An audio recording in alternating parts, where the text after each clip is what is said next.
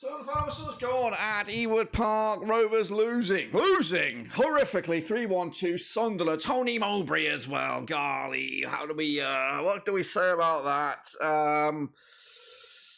Clinicality is our weakness. We cannot finish our chances. Up bazillion chances in the first half, but only converted one of them, courtesy of Harry Leonard. But Sunderland, they whenever they had their chances, they took them. Jack Clark running the show, wide man, superstar, standout, should be playing in the Premier League really, but they just carved us open too many times, and we're with the business today. Of course, Tony Mowbray coming back to his old turf, his old stomping ground, and getting a result. And that's what hurts the most.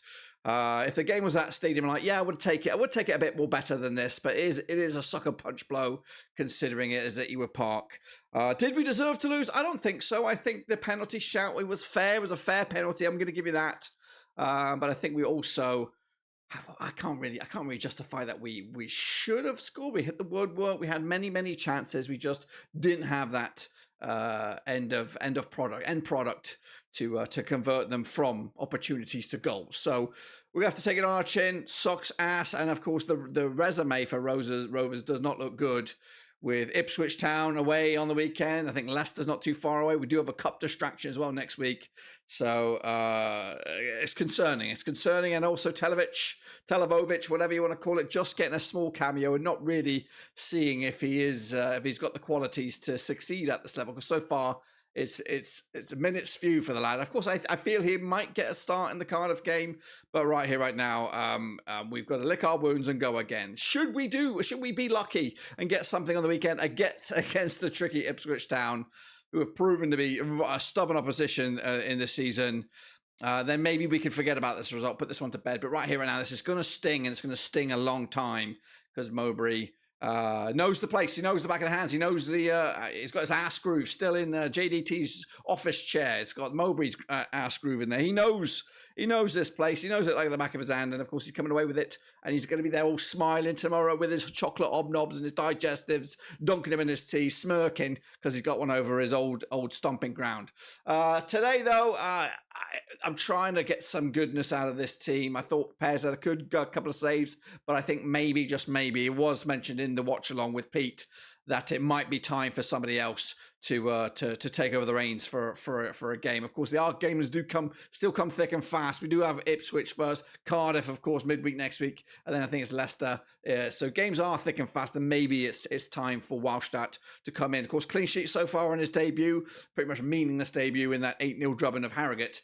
But today, not going to blame Pears, but I just think we were just lax in front of goal, and Cardiff took their chances.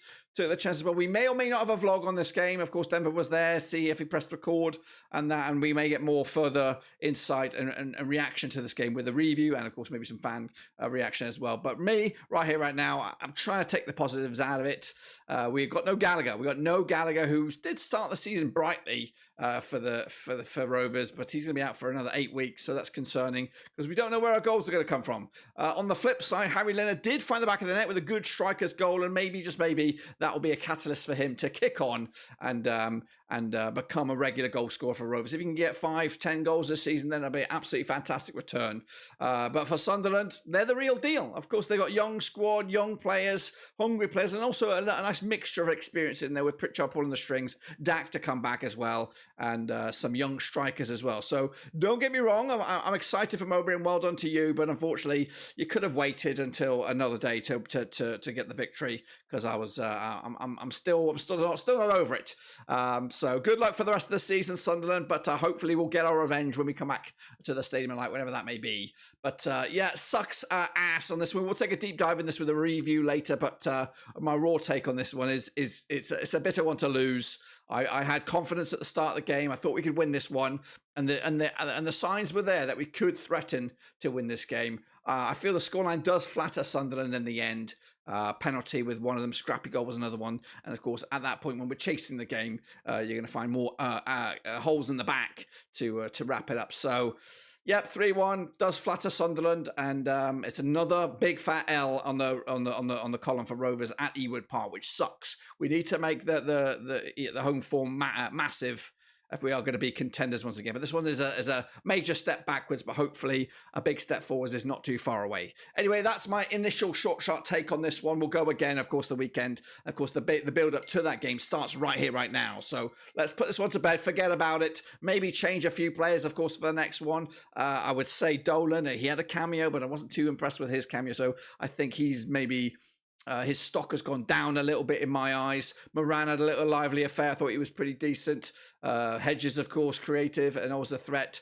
So I think they did themselves no harm. But will we have to see a bit more of Televic, or is he a little bit too rusty still to be considered for a 45-minute display or starting debut for him? That's, of course, the questions I'm going to leave you with. But until then, guys, subscribe, thumbs up, hit the little bell. Of course, we'll catch you later for the next one.